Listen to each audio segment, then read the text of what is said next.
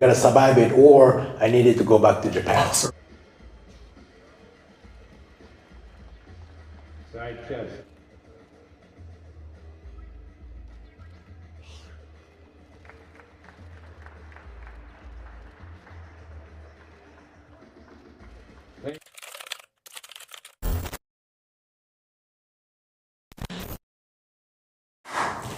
네, 여러분 안녕하십니까. 오늘 모신 게스트는 미스터 올림피아 무대에서 맨 오픈 부문에 출전하셔서 3년 연속 탑10 안에 드셨고 아놀드 클래식 챔피언까지 하신 보디빌딩계의 전설 히데타다 야마기시 선생님을 모시고 인터뷰를 하도록 하겠습니다.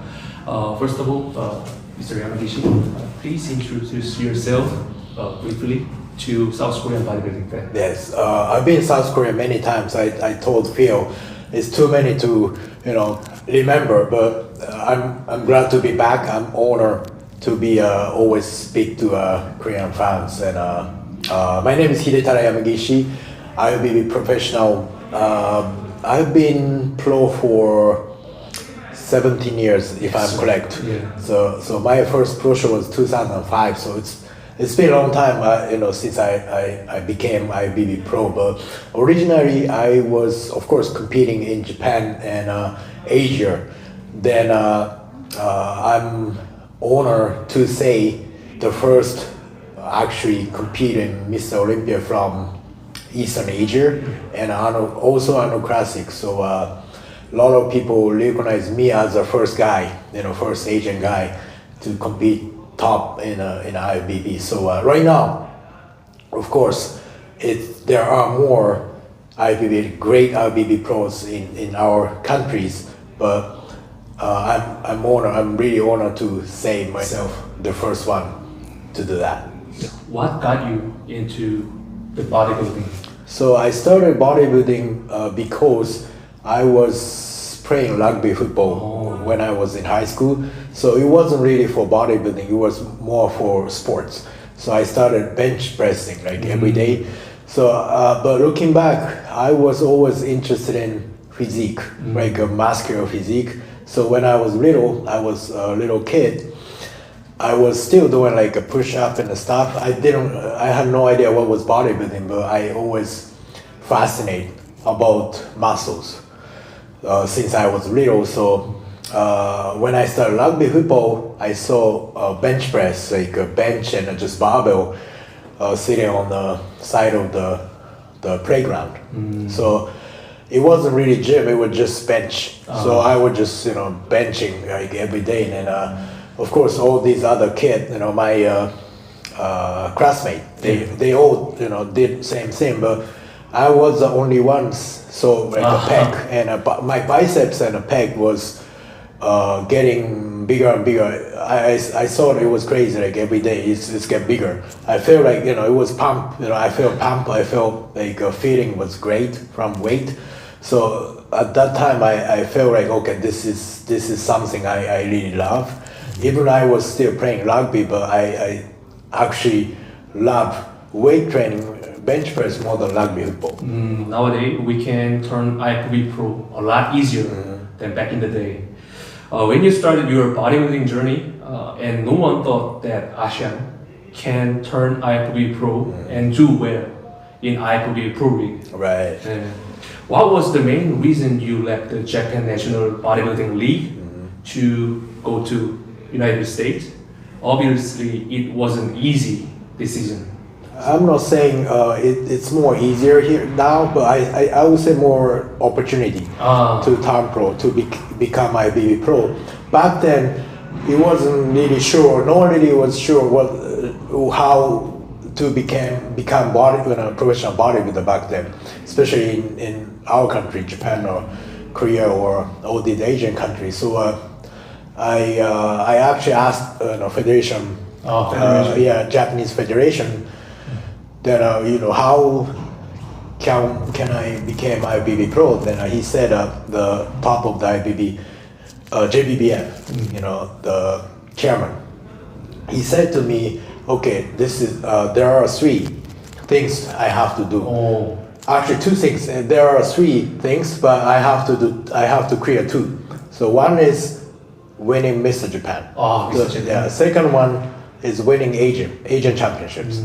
Third one, it was became top 6 in Mr. Universe. So within 3 thing, I had to clear 2. So then I could become IBB Pro. That's what he said. So I said, okay, I need to go to Asia to win Asian Games, which I did 2001 in Busan. Then actually year before I came in top 6 in Mr. Universe, which was in Malaysia.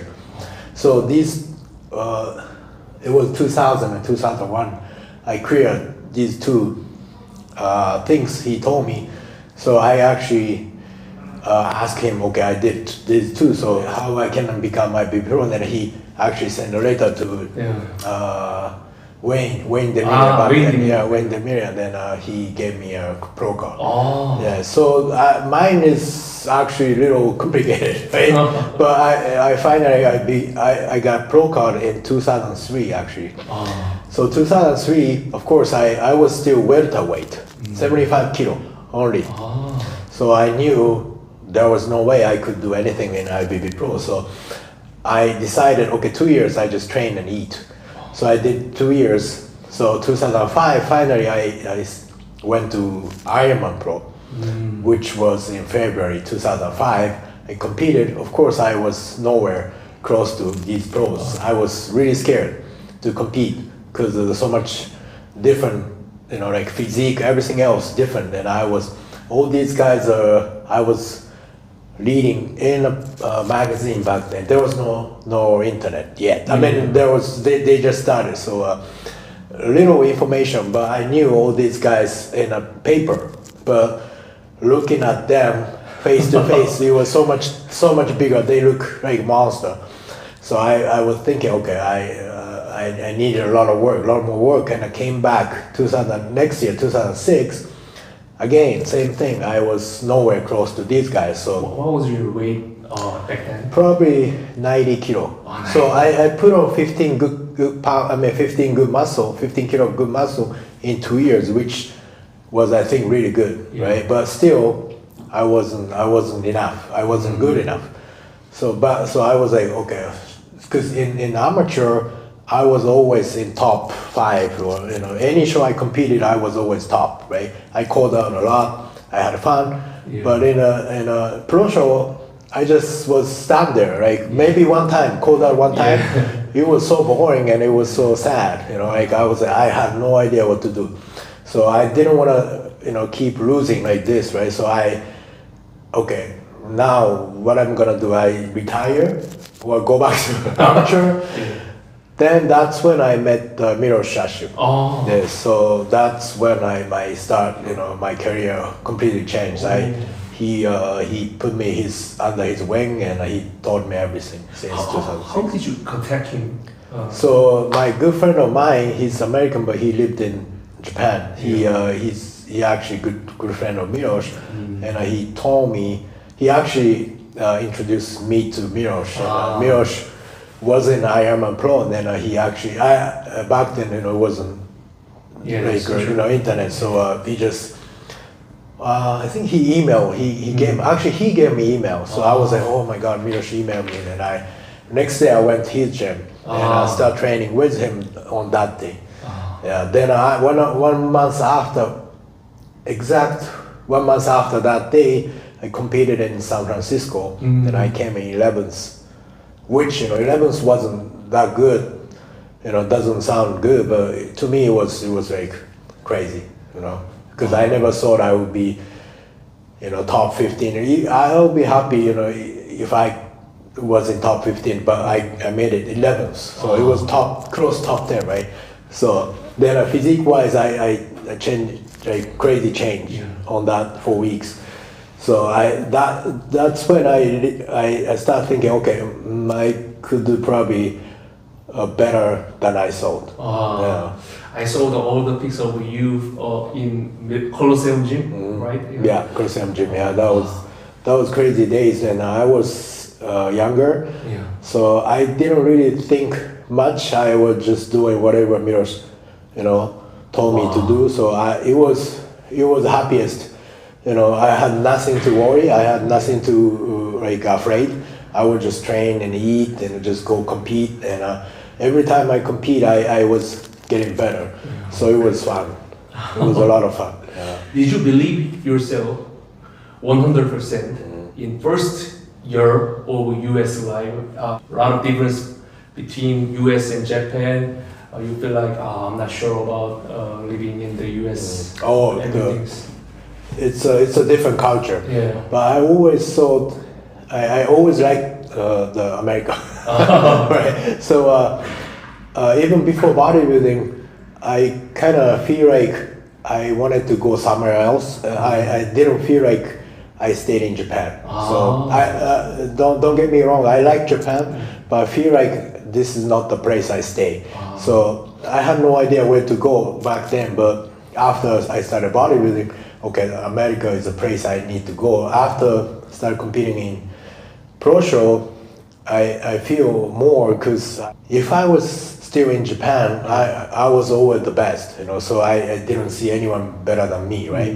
So, but in the States, when I started training Milosh, there are a bunch of guys, competitors there, and then I look at them. Then at first I thought they were like a monster, right?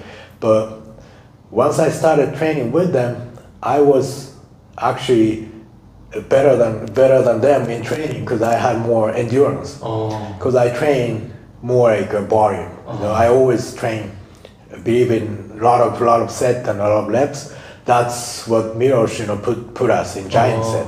So the first day was legs. So I remember. Then I was like, okay, this is it. I gotta make it. Like I gotta survive it, or I needed to go back to Japan. Yeah. So I survived it, but a lot of guys just quit, like big guys. So I was like, okay, I'm in the gym. I'm better than them. So now I have confidence. Okay, these guys are human too.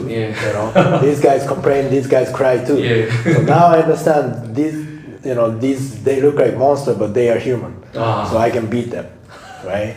Oh, this funny story. Yeah. When you were earlier years of pro career, they played a size game like they chased the Ronnie Coleman or Jay Cutler. What was your main strategy to battle with the huge bodybuilder like every guys? So I've been competing since I'm pro. I've been competing always bigger guys. I wasn't small. I competed around 100 kilo. So my height is 165 centimeters. So I think pound to pound, I wasn't small. But other guys are taller. So my strategy was always, I needed to bring a perfect condition, and I need to be wide. So I train lots of the shoulders. So if you're a shorter guy, you need to have big shoulder, appear wider on the stage. Also lats, because if you are narrow, judges they don't look at you. So I appear wide, and also you have to have a gap, like illusion. Thankfully, my waist is always small. Then I have a sweep. So I look bigger, probably 10-15 pounds bigger on the stage. So some guy told me, either you look like a middleweight in the backstage, but on the stage you look like a super heavyweight. Which was, I thought it was a compliment. Because I create the illusion on the stage. I was gifted like structure-wise. Anytime I'm in condition, I knew I was gonna be very good because of the structure, because I look good on the stage. In a gym, some guys look like like Miss Olympia. A lot of guys with shorts and a tank top. Some guys look like a Miss Olympia, but on the stage they disappear because they don't have that structure. So it's more like a genetic factor, but also when you train, you gotta have to think about the illusion when you're on stage. Mainly, you have to have shoulder, triceps, lats, and a small waist, and quad sweep to appear bigger on the stage. Then of course posing. A lot of people gave me compliment.